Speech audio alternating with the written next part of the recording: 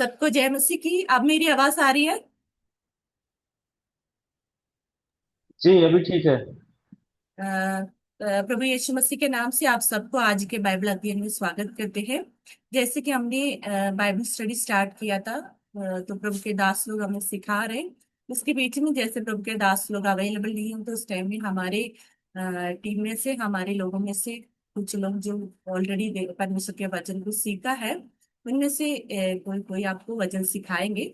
आज मैं आप लोगों को प्रभु के वचन में से सिखाना चाह रही हूँ कि डॉक्ट्रिन ऑफ वाटर बपटिस्म,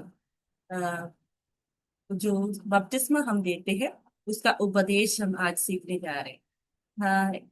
जब मैं प्रार्थना कर रही थी कि प्रभु आज प्रभु के दास दासी लोगों को, प्रभु के बच्चों को क्या वचन सिखाना है, तो प्रभु की आत्मा ने मुझे इस विषय पर वचन सिखाने के लिए अगुवाई किया है। ये आपको लगता है एक बहुत सरल सब्जेक्ट है, बहुत ही आसान सब्जेक्ट है, जिसको सबको मालूम है, वाटर बपटिस्म या जल के स्नान जो हम लेते हैं उसके विषय में। लेकिन ये उपदेश के तौर पर हम सीखेंगे इसका असली उपदेश क्या है। हर एक प्रभु के दास दासी को, हर हर विश्वासी को मालूम होना चाहिए कि मैंने बपतिस्मा क्यों लिया है और ऐसे लेने के पीछे का क्या कारण है। क्योंकि बपतिस्मा आपको मालूम है, वो जिंदगी में एक ही बार लेते, बार बार नहीं लेते हैं। एक ही बार लेने की वजह से आपको इसका महत्व बहुत ही अच्छी तरह से मालूम होना चाहिए। एक ही बार लेने का मतलब है कि इसका बहुत ज्यादा कीमत है या बहुत ज्यादा महत्व है परमेश्वर के सामने, या परमेश्वर के सिंहासन के सामने। इसको बहुत बड़ा एक महत्व है, इसलिए वो एक ही बार दिया जाता है या एक ही बार लिया जाता है। इसलिए जब हम बपतिस्मा देते हैं, हर एक पासवानों को या कलीसिया की प्रभु के दास दासियों को, अपनी विश्वासी को जो बपतिस्मा के लिए तैयार होके आते हैं, उनको इसके विषय में समझाना बहुत जरूरी होता है। कई जगह जगह पर, जैसे कन्वेंशनों में हाथ खड़ा करते, प्रभु को स्वीकार करते, तुरंत जाकर बपतिस्मा लेते। उनको ये भी नहीं पता कि मैंने बपतिस्मा क्यों लिया। सब ले रहे थे और मैंने भी ले लिया। या मेरी मैं बीमार था, प्रभु यीशु मसीह ने मुझे चंगा किया, तो मैं जाके बपतिस्मा ले यीशु के पीछे चलने लग गया। ऐसे बहुत से लोग हैं जिनको बपतिस्मा के बारे में कुछ भी ना पता है, लेकिन वो जाके क्या किया, बपतिस्मा लिया है। ये असली में स्लोली।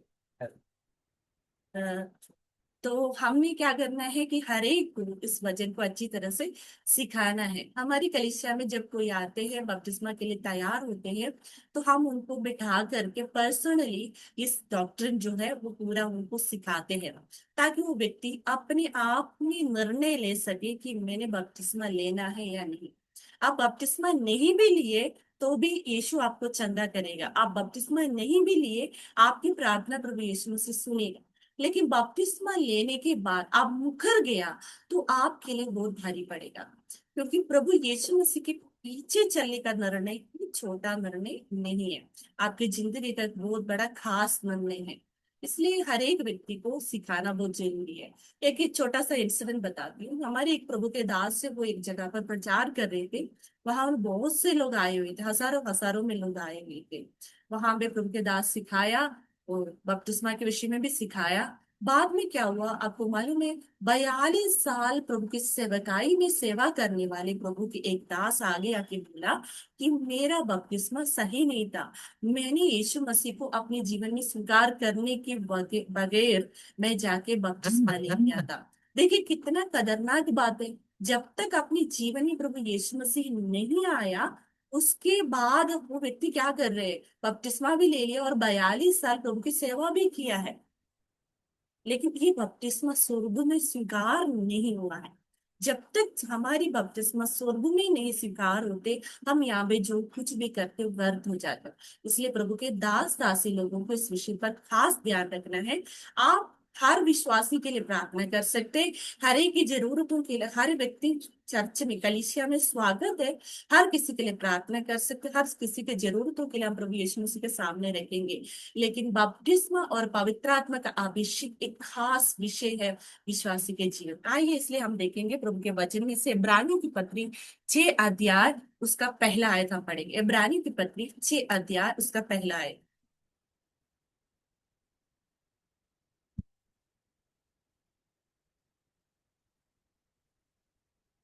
बाइबल निकालिए और पढ़िए, इब्रानी की पत्री 6 अध्याय उसका पहला आयत।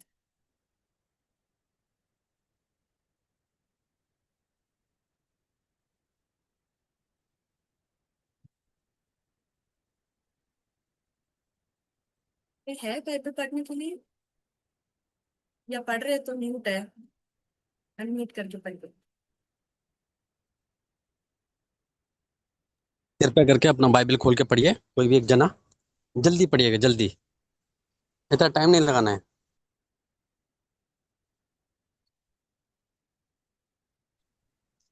इसलिए आओ मसीह की शिक्षा के आरंभ की बातों को छोड़कर हम सिद्धता की ओर आगे बढ़ते जाएं और मरे हुए कामों से मन फिराएं और परमेश्वर पर विश्वास करें इब्रानी 2 भी पढ़िए बस। और बपतिस्मा और हाथ हाथ रखने और मरे हुओं को जी उठने और अंतिम न्याय की शिक्षा रूपी नींव फिर से ना डालें। ये जो वचन यहाँ पे पढ़ते समय आपको पता चलते, बपतिस्मा, मरे हुए का जी उठना, यीशु मसीह पर का विश्वास, ये सब क्या है? नींव की बातें हैं, बेसिक फंडामेंटल्स है। हमारी आत्मिक जीवन का, हर एक व्यक्ति का आत्मिक जीवन का, मसीहत का बुनियादी बातें हैं। बपतिस्मा जो है बुनियाद, doctrine of baptism is a fundamental thing, या आपका बेसिक फंडामेंटल डॉक्ट्रिन में आते हैं। क्या है? बपतिस्मा। तो बपतिस्मा जो शब्द है, इसका शुरुआत ग्रीक शब्द से आया है। ग्रीक शब्द है इसका, ग्रीक शब्द का जो ग्रीक शब्द ऐसा है, बपटिजो। बपटिजो शब्द है, इसका मतलब है डुबकी लगाना, पूरी तौर पर डिप करना, किसी को किसी वस्तु में या किसी चीज के अंदर पूरी तौर पर डुबोना। बपटिस्मो शब्द का मतलब है डुबोना, पूरी तौर पर डुबोना। तो हम जो बपतिस्मा देते हैं, वो बपतिस्मा जो शब्द वचन में इस्तेमाल किया है, वो डुबकी का बपतिस्मा है। मसीहत में 2 प्रकार की बपतिस्मा है। कुछ लोग स्प्रिंगलिंग बपतिस्मा या छिड़कने वाली बपतिस्मा या पानी छिड़काव की बपतिस्मा देते हैं। क्या करते हैं? खास करके जो रोमन कैथोलिक या जाकोबाइट क्रिश्चियंस, या इस तरह से जो नॉमिनल क्रिश्चियंस या मेन स्ट्रीम क्रिश्चियंस जो है, उन लोगों की बपतिस्मा में स्प्रिंगलिंग बपतिस्म होता है, जिसमें क्या करते हैं, बपतिस्म में क्या करते हैं, पानी छिड़कते हैं। ये पानी छिड़कने वाली जो बपतिस्मा है, वो वचन के अनुसार नहीं है, क्योंकि नए नियम में जहां से बपतिस्मा शुरू हुआ है, वहां से लेकर आखिरी तक आप कहीं पर भी देखो, वहां पे बपतिस्मा जो भी है वो पानी में डुबोने वाली बपतिस्मा है, पूरी तौर पे आपको पानी में डूबना है। तो बपतिस्मा, जो भी बपतिस्मा आप देते हो, पूरी तौर पर डुबोने वाली बपतिस्मा होना चाहिए। हर एक व्यक्ति को संपूर्ण रीति से, बाल मानिक बाकी नहीं बचना, पूरी तौर पे उनको क्या करना है? डुबोना है। ये प्रभु के दासों को याद रखना है कि बपतिस्मा देते समय वो व्यक्ति संपूर्ण दिल से डुबोना है। उसका कारण क्या है, वो हम आगे देखेंगे। तो हम बपतिस्मा का उपदेश कहाँ से शुरू हुआ है वो देखेंगे। मत्ती रचित सुसमाचार 28 का 18 से 20 तक हम पढ़ेंगे। मत्ती रचित सुसमाचार 28 का 18 से 20 तक हम पढ़ेंगे। आप सबको मालूम है, बस याद दिलाते हुए आगे जाएंगे।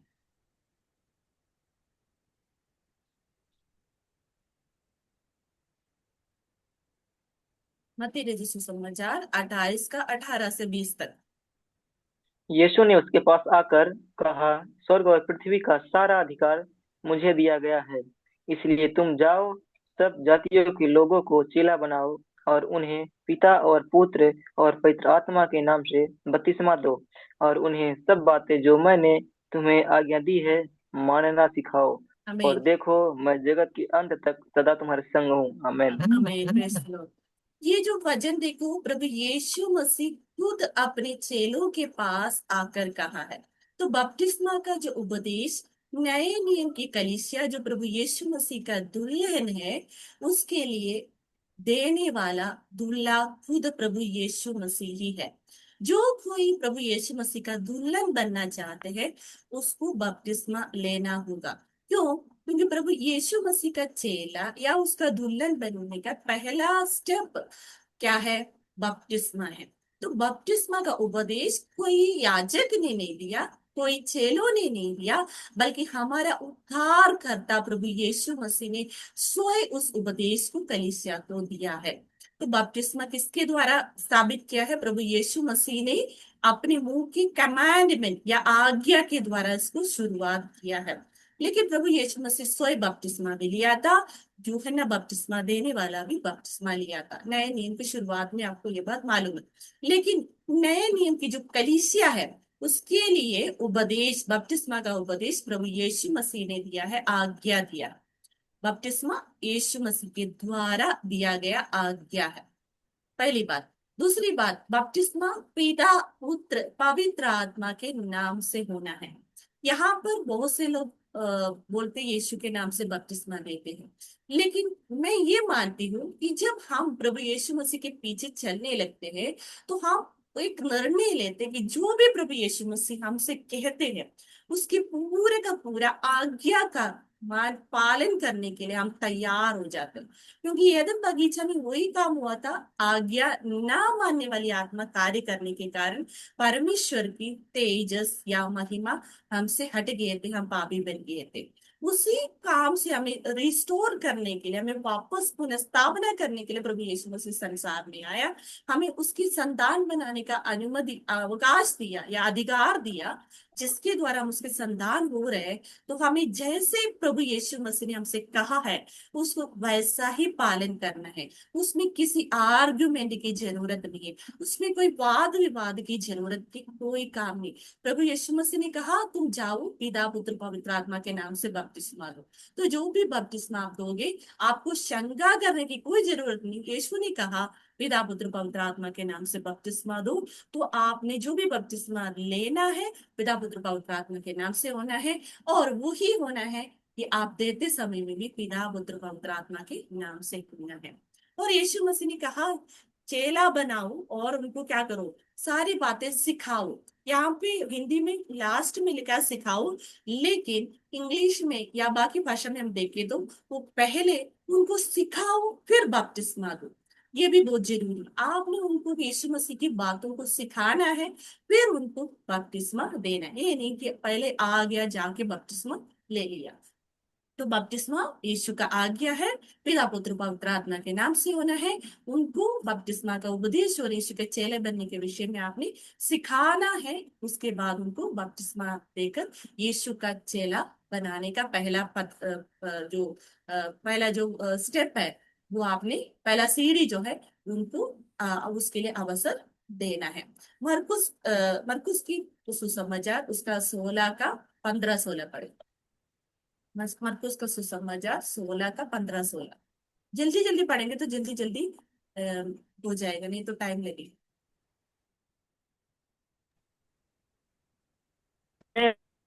और उसने उनसे कहा तुम सर सारे जगत में जाकर सारी सृष्टि के लोगों को सुसमाचार प्रचार करो।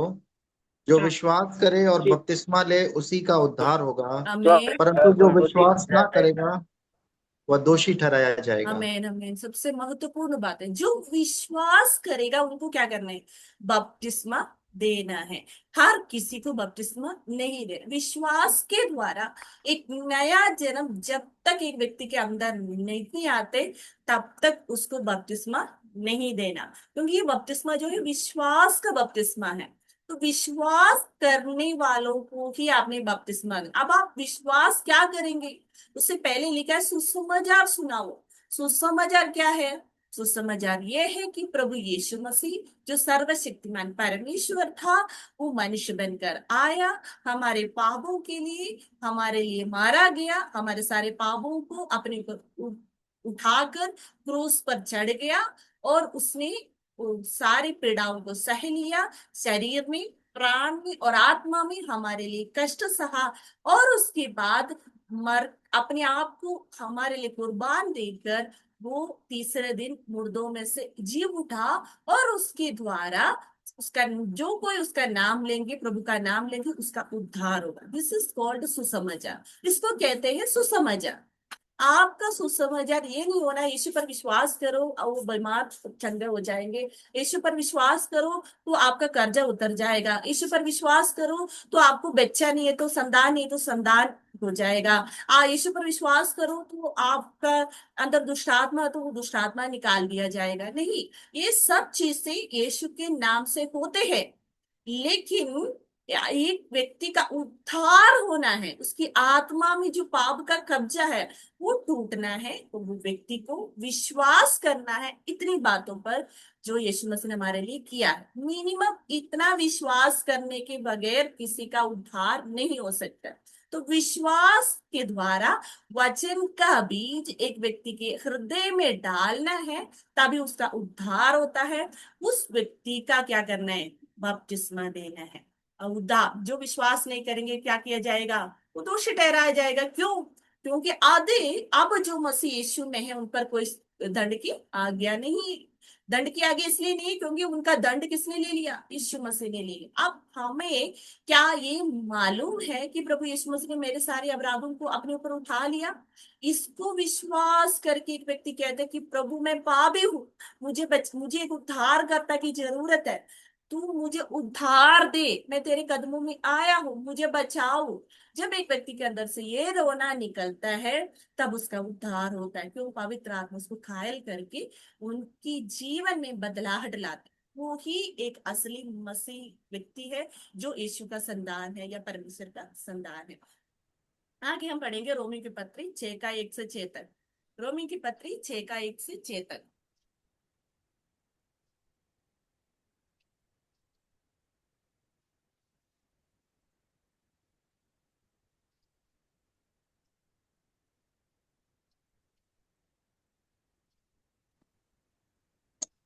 तो हम क्या तो कहें? हम क्या हम पाप करते क्या रहें कि अनुग्रह बहुत हो? कि अनुग्रह बहुत हो? कदापि नहीं। कदापि नहीं। हम जब पाप के लिए मर गए तो फिर आगे को उसमें कैसे जीवन बिताएं? क्या तुम नहीं जानते कि हम सब जिन्होंने मसीह यीशु का बपतिस्मा लिया, उसकी मृत्यु का बपतिस्मा लिया, अतः उस मृत्यु का बपतिस्मा पाने से हम उसके साथ गाड़े गए, ताकि जैसे मसीह पिता की महिमा के द्वारा मरे हुए में से जिलाया गया, वैसे ही हम भी नए जीवन की सी चाल चलें। क्योंकि यदि हम उसकी मृत्यु की समानता में उसके साथ जुट गए हैं तो निश्चय उसके जी उठने की समानता में भी जुट जाएंगे। में यहाँ पर देखिए कि अब हम क्या मैंने करें कि अब हम पाप के लिए एक बार क्या हो गया? मर गया। कौन मर गया? जो जिसके अंदर पाप के बारे में पवित्र आत्मा घायल करके, जिनके अंदर पाप के बारे में उनको एक होश आ गया कि मैं पापी हूँ, मुझे उद्धार का जरूरत है। तो वो व्यक्ति जो मुक्ति का जरूरत जिसको एहसास हुआ है, वो ही व्यक्ति पाप के लिए क्या करते हैं? मरते। क्यों? क्योंकि वो यीशु को अपना लिया, उद्धार करता करके स्वीकार किए। तब क्या हुआ? हमारा एक पुराना मनुष्य और एक नया मनुष्य हमारे अंदर पैदा हो। एक पुराना मनुष्य है जो पाप में मजा लेते थे, एक पुराना मनुष्य है जो पाप में मर चुके हैं। जो पुराना मनुष्य जो पाप के कारण कंप्लीटली सड़ा हुआ शरीर है, मर गया है, उस शरीर को हम क्या करते हैं? बपतिस्मा के द्वारा गाड़ते हैं। हालेलुया। तो मसीह की जो बपतिस्मा लेते हैं वो सबसे पहले क्या करते हैं? मसीह के साथ जुड़ रहा है। हालेलुया। हम लोग क्या करते हैं? प्रभु यीशु मसीह के साथ जुड़ रहा है। जो भी बपतिस्मा के द्वारा हम किससे मेल हो रहा है, किससे जुड़ रहा है? प्रभु यीशु मसीह के साथ जुड़ रहा है। तो जिस किसी को यीशु के साथ जुड़ने का पूरा इच्छा है, वो ही क्या करना है? बपतिस्मा लेना है। जब आप यीशु के साथ जुड़ते हैं तो आप उसकी मृत्यु के भी सहभागी हो जाते हैं। जो क्रूस पर उसने मेरे बदले किया था, उस क्रूस का जो मृत्यु के साथ मैं भी क्या कर रही हूँ? सहभागी हो जा रही हूँ। जिससे क्या हो जाती है? जो सजा मुझ पर आनी चाहिए तो यीशु पर आने की वजह से मैं बच जाती हूँ। यीशु मेरे लिए क्या किया गया? उस सजा को उठा लिया, जिससे मैं उसकी मृत्यु के साथ क्या हो गया? सहभागी हो गया। तो क्या हो गया? मैं रिप्लेस हो गया, उस जगह से मुझे रिप्लेस हो गया, बदल दिया मुझे परमेश्वर ने। हालेलुया। मुझे कुटाई पड़नी थी, मैंने ही तो गलती किया था, मैंने ही तो पाप किया था, मैंने ही तो झूठ बोला था, मैंने ही तो व्यभिचार किया था, मैंने ही तो कत्ल किया था, मैंने ही तो चोरी किया था, मैंने ही तो गाली बका था, मैंने ही तो गुस्सा किया था, मैंने ही तो सब गलतियां करे थे। लेकिन जो पाप नहीं किए थे, जिसने पाप के कारण अज्ञान थे, उसको परमेश्वर ने मेरे कारण क्या किया? सजा दे करके मुझे बचा लिया। जब एक व्यक्ति को इस एहसास होता है तो वो किसके साथ जुड़ जाता है? उस यीशु के साथ जुड़ जाता है, उसकी मृत्यु के साथ सहभागी हो जाते हैं, और उसके साथ क्रूस पर चढ़ाया जाता है, उसके साथ पानी में डुबोया जाते हैं, गाड़ा जाते हैं, और उसके साथ फिर क्या करते हैं? पिता की महिमा में जी उठते हैं। हालेलुया। जैसे हम प्रभु यीशु मसीह के साथ जी उठते हैं, हम उस विश्वास के साथ जी उठते हैं कि जब प्रभु यीशु मसीह बादलों पर आएंगे तो मेरा ये नाशवान जो शरीर अविनाशी शरीर में बदल जाएगा, मेरा ये मरणहार शरीर अमर्त्यता को धारण करेंगे, क्योंकि मैं अभी मेरा पुराना मनुष्य को उतार डाल दिया और प्रभु यीशु मसीह को मैंने पहन लिया है। हालेलुया। इसलिए ये एक हालेलुया। खास इम्पोर्टेंट रिवाज है जो मसीहत में, कि हम अपने आप को प्रभु यीशु मसीह के लिए पूरी तौर पे सौंप रहा है। अब मैं नहीं जीवित रहा, मुझ में प्रभु यीशु मसीह जीवित रहना है। मैंने यीशु को पहन लिया है, मेरा शरीर पूरा यीशु ने कब्जा करना है। मेरे आंग यीशु का है, मेरा कान यीशु का है, मेरा जीव यीशु का है, मेरा शरीर यीशु का है, मेरा चाल चलन, मेरा बातचीत, मेरी चिंता सब किसका है? यीशु का। क्योंकि मैं तो मर गया, मैं तो पाप के कारण नाश नाश की गड्ढे में जाने वाली थी, लेकिन मैं तो मर गया। अब मैं नहीं जीवित रहा, मुझ में प्रभु जीवित है। इस काम को हम सबके सामने निर्णय लेकर प्रकट करते हैं बपतिस्मा के द्वारा।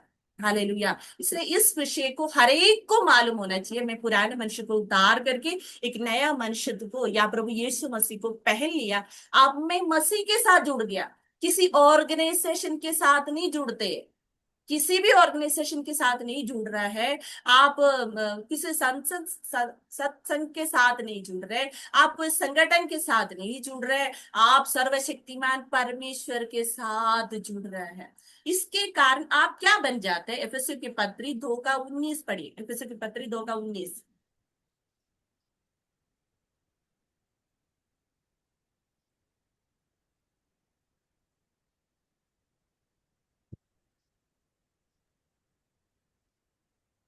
इसलिए तुम अब परदेशी और मुसाफिर नहीं रहे, परंतु पवित्र लोगों के संगी, स्वदेशी और परमेश्वर के घराने के हो गए। आमीन। हम क्या बन गए? हम अभी परदेशी नहीं है, हम मुसाफिर नहीं, इधर उधर भटकने की जरूरत नहीं है।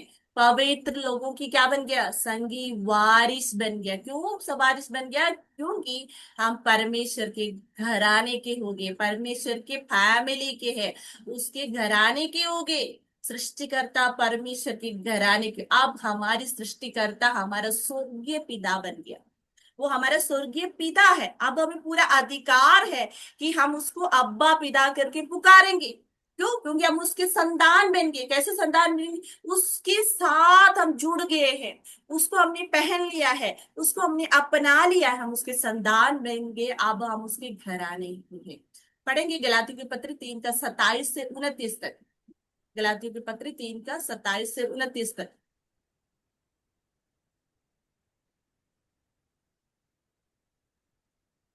और तुम में से जितनों ने मसीह में बपतिस्मा लिया है, उन्होंने मसीह को पहन लिया है। अब ना कोई यहूदी रहा और ना यूनानी, ना कोई दास ना स्वतंत्र, ना कोई नर ना नारी, क्योंकि तुम सब मसीह यीशु में एक हो। और यदि तुम मसीह के हो तो अब्राहम के वंश और प्रतिज्ञा के अनुसार वारिस भी हो। आमीन। अभी जितनों ने मसीह यीशु मसीह के बपतिस्मा लिया है, क्या किया? यीशु मसीह को पहन लिया है। हमने इस कपड़े को बाहर का जो जो भी उस पहनाव थे, जो भी हमारी दिखावटी थी, जो भी हमारी बाहर की दुनिया की तरफ जितनी भी चीजें हमारी थी, सबको उतार डाल दिया और हमने किसको पहन लिया? यीशु को पहन लिया। यीशु को पहनने के कारण हम किसको प्रकट कर रहे हैं? यीशु को प्रकट कर रहे हैं। अब हम किसके बन गए? यीशु के बन गए। यीशु के दुल्हन में शामिल हो रहे हैं। यीशु के दुल्हन होने के लिए हमारी मंगनी हो गया, हम उसके मंगेदर बन गए। हालेलुया। हम उसके हो गए हैं। अब हम उसको पहन लिया है। याद रखना, हमने किसको पहन लिया? यीशु को पहन लिया। यीशु को पहन लिया तो अब हम कहाँ हैं? यीशु के साथ है। अब हम न नर न नारी, नहीं न यहूदी न यूनानी, कोई फर्क नहीं, ना ऊंचा ना नीचा, न काला न गोरा, न पढ़े लिखे न अनपढ़, न धनवान न अमीर, कोई ऊंचा जाति नीचा जाति कोई फर्क नहीं। लेकिन बहुत ही दुख की बात है, बहुत से विश्वासियों के बीच में ये फर्क अभी भी है। इसका कारण क्या है? अंदर में असलियत में बदलाहट नहीं आया। अंदर में असलियत में वो विचार ही नहीं बदले कि हम क्या है। हमें परमेश्वर ने अपने संतान बनाए, हम तो परदेशी थे, हम तो नरक के वारिस थे, हम तो आग की झील में जाने वाले थे। वहां से परमेश्वर ने हमें उसके संतान बनाया, अब्राहम के वारिस बनाया, वायदे के साथ, वो प्रॉमिस के साथ। उसका प्रॉमिस क्या था? भाई अब्राहम से जो वायदा किया था, वो प्रभु यीशु मसीह ही हमारा ब्लेसिंग है, हमारी आशीष है, वो हमें मिल चुका है। पूरे संसार के सृष्टिकर्ता, पूरी दुनिया के मालिक हमारे हैं। तो हमारे सृष्टिकर्ता जानते हैं कि हमारी क्या क्या आवश्यकता है। हमारी मांगने से पहले ही वो जानता है हमारी क्या क्या आवश्यकता है। हालेलुया। इतना ट्रस्टवर्दी, भरोसेमंद और कोई नहीं संसार में, और कोई नहीं, किसी के ऊपर भी हम भरोसा नहीं कर सकते। लेकिन हमारा प्रभु वो कभी नहीं छोड़ने वाला। उसने बोला दुनिया के अंत तक मैं तेरे साथ रहूंगा। जिस बपतिस्मा के द्वारा हम क्या करते हैं? हम शैतान के साथ का पूरा नाता तोड़ देते, पूरा नाता तोड़ देते, पाप के साथ का नाता तोड़ देते। पाप जो शैतान के द्वारा आदम और हव्वा के अंदर घुसा, और आदम और हव्वा के द्वारा हर एक मानव जाति के अंदर आया, और उस पाप के कारण हम परमेश्वर के शत्रु हो गया। उसको हम प्रभु यीशु मसीह को स्वीकार करने के द्वारा वो पाप को हमारे उसके कब्जे से हमें प्रभु यीशु मसीह आजाद करके हमारे अंदर एक नया मनुष्य को पैदा करते हैं। हम पढ़ेंगे यूहन्ना रचित सुसमाचार 3 अध्याय उसका 5 आयत। यूहन्ना रचित सुसमाचार 3 अध्याय उसका 5 आयत।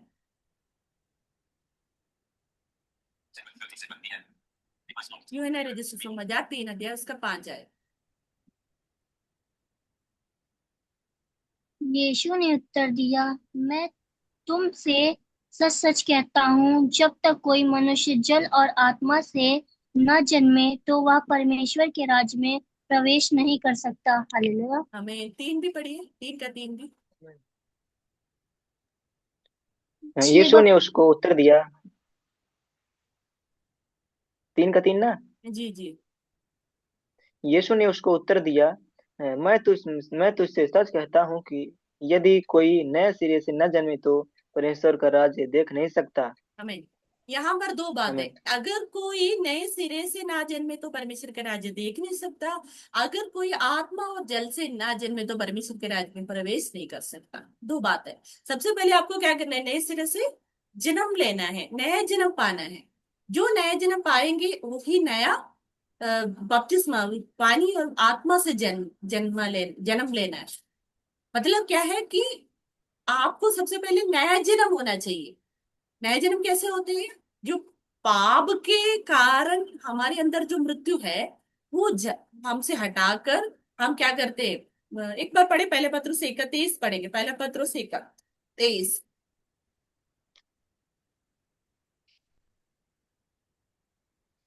पहला पत्रुस 1:23।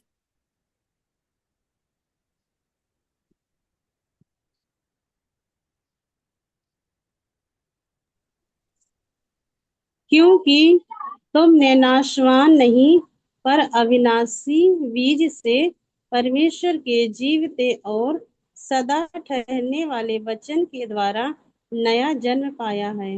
नया जन्म हमारी कैसे होती है? अविनाशी, सदा ठहरने वाले, जीवित वचन के द्वारा हमारा नया जन्म होते हैं। तो हमने बपतिस्मा के पहले नया जन्म पाना है। अविनाशी, सदा ठहरने वाले, जीवित वचन का बीज हमारे अंदर आना है। जैसे एक बच्चा एक माँ के पेट में पैदा होती है, वैसे ही हमारे अंदर भी, हमारे आत्मा के अंदर परमेश्वर का वचन, जो वचन कौन है? आदि में वचन था, वचन परमेश्वर के साथ था, वचन परमेश्वर था। तो वचन का बीज मतलब वचन ही है। वचन क्या है? परमेश्वर है। वो कौन है? प्रभु यीशु मसीह है। वचन देहधारी होकर कहा लोगों के बीच में चल रहे थे, वो कौन है? प्रभु यीशु मसीह है। तो वचन वो ही है, वो हमारे अंदर आना है, तब हमारा नया जन्म हो। जो कोई नया जन्म पाया है वो क्या करना है? वो परमेश्वर के राज को देखेंगे। अब वो क्या करना है? देखने का अवसर उसको मिलता है। नए जन्म के द्वारा उसको क्या मिलता है? परमेश्वर के राज्य को देखने का अवसर मिलता है। लेकिन पानी और बपतिस्मा, पानी का जो आत्मा के द्वारा और वजन के द्वारा, सॉरी, जल के द्वारा जब आप नया जन्म पाते हैं तो आपका क्या होते हैं, परमेश्वर के राज्य में प्रवेश करने का अधिकार होता है।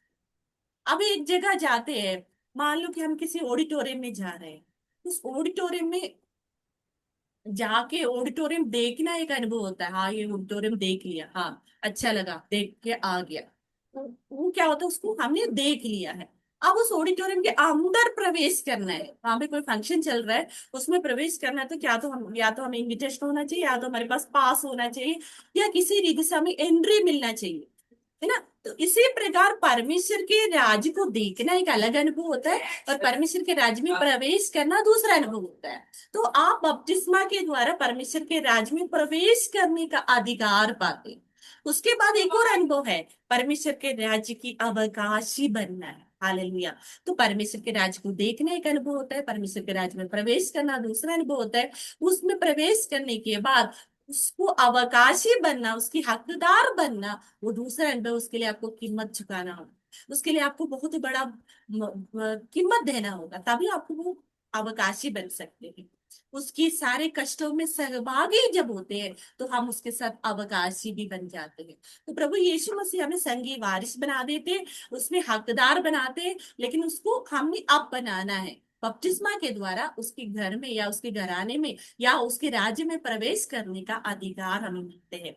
अभी हम पढ़ेंगे पहला यूहन्ना, उसका 5 अध्याय का 5 से 8 तक हम पढ़ेंगे। पहला यूहन्ना 5 अध्याय, उसका 5 से 8 तक हम पढ़ेंगे।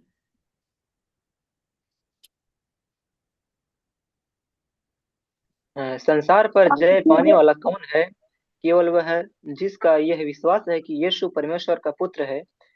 यही है वह जो पानी पर यही है जो पानी और लहू के द्वारा आया था, अर्थात यीशु मसीह। वह न केवल पानी के द्वारा वरन पानी और लहू दोनों के द्वारा आया था। और जो गवाही देता है वह आत्मा है, क्योंकि आत्मा सत्य है। गवाही देने वाले तीन हैं, आत्मा और पानी और लहू, और तीनों एक ही बात पर सहमत हैं। आमीन। हमें वो आखिरी भाग एक बार और पढ़िए, गवाही देने वाला, फिर से पढ़िए। हाँ, यही है वह जो पानी और लहू के द्वारा आया था, अर्थात यीशु मसीह। वह न केवल पानी के द्वारा वरन पानी और लहू दोनों के द्वारा आया था। और जो गवाही देता है वह आत्मा है, क्योंकि आत्मा सत्य है।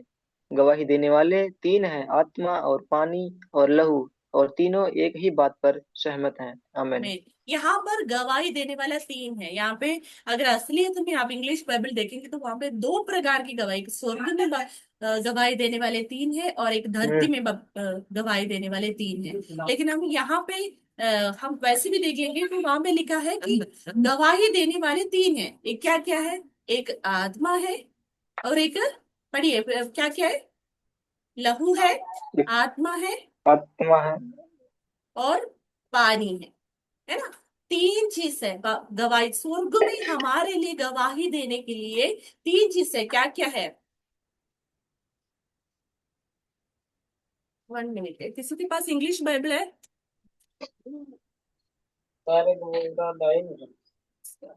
नहीं, हिंदी बाइबल है मेरे पास।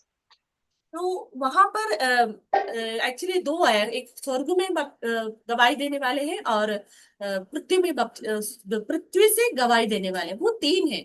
वो कौन है? आत्मा, वचन, सॉरी, आत्मा, पानी और फूल। लहू। अब लहू।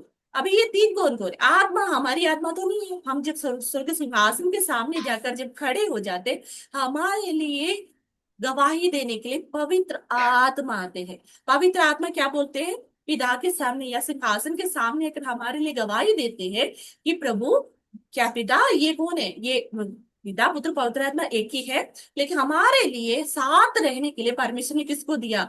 पवित्र आत्मा को दिया। तो पवित्र आत्मा हमारे लिए गवाही देते हैं कि ये क्या है, ये मेरा संतान है, या मेरे द्वारा इसका नया जन्म हुआ है। मैं वचन का बीज इसके अंदर डाला है, इसको मैं लेके आया हूँ। उसके जिस दिन से उसने उद्धार लिया, उस दिन से लेकर उसके मृत्यु तक ये एखन हम मेरे साथ रहा है, मैं इनको चलाया है।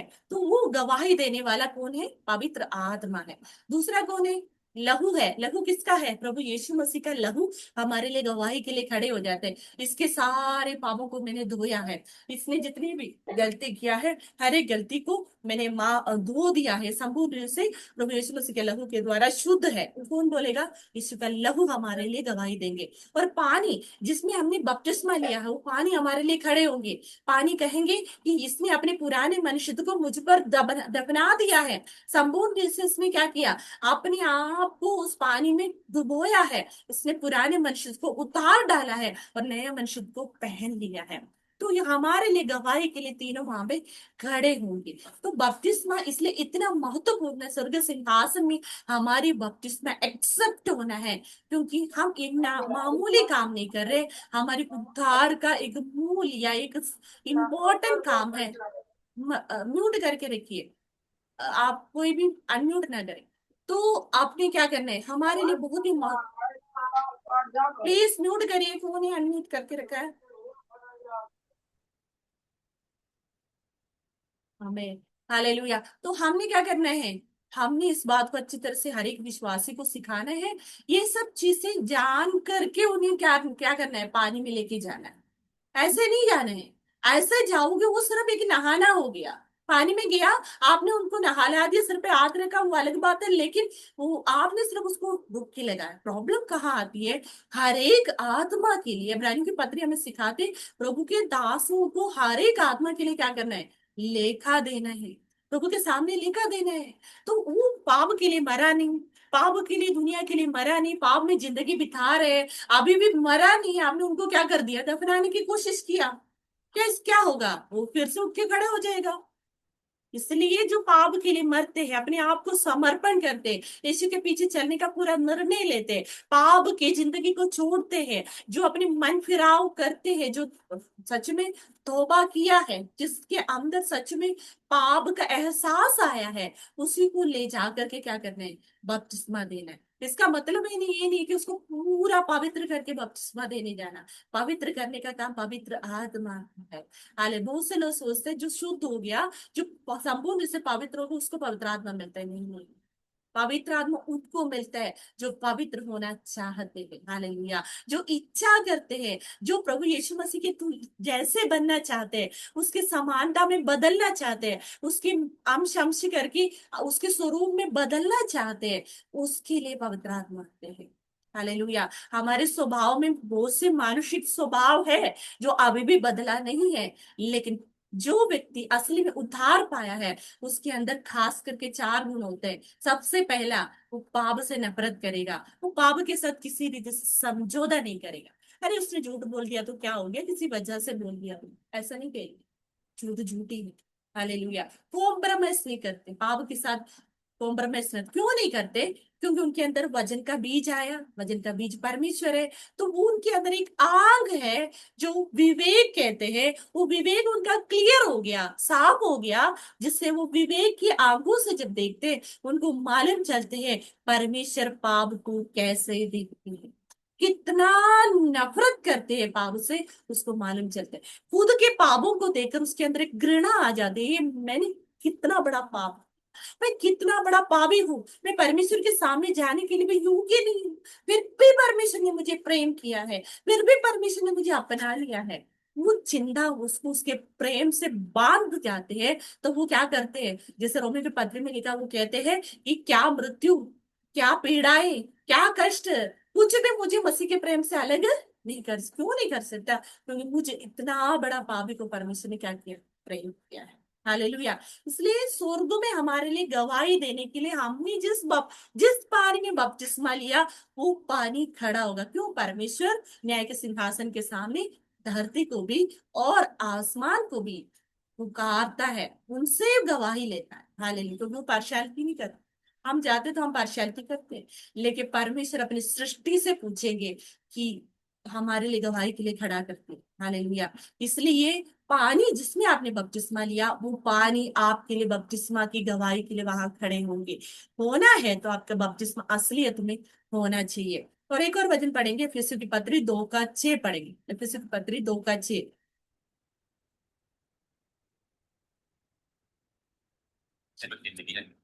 हिंदी पढ़ेंगे। इफिसियों की पत्री 2:6।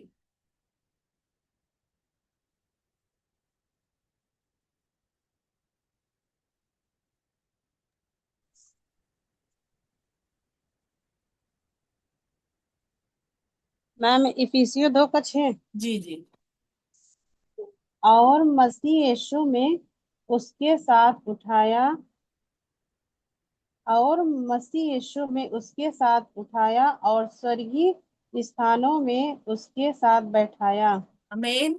प्रभु यीशु मसीह के साथ हमें क्या, ही रेस्ड अस, हमें क्या कर दिया, जिलाया, या उसके साथ उठाया, उठा लिया हमें जिलाया, रेस्ड, हमें मृत्यु में से जिलाया, और हमें क्या किया, उसके साथ स्वर्गीय स्थानों में बिठा दिए।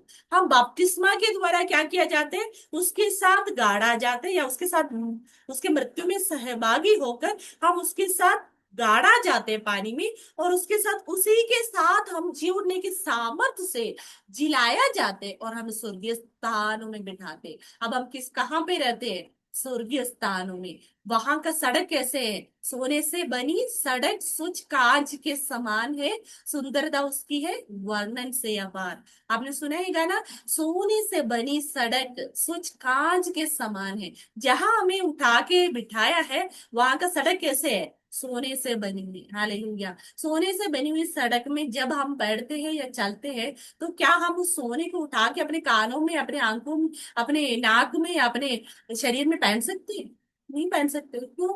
हम पहन के जाओगे तो स्वर्गदूत हमें देख के बोलेंगे ये तो पागल है, हमारे यहाँ पे तो सड़क बनाते हैं सोने से, ये तो सोने उठा के अपने कानों में डाल रहे हैं। मेरे प्यारों, हम यीशु को पहन लिया है, इसलिए हम इस चीज को उतारते आगे। अगर अगर उनकी आत्मा में अवसर मिलते, तो हम ऑर्नामेंट्स का भी उपदेश आपको सिखाएंगे, जिसको मन है वो सुन सकते हैं।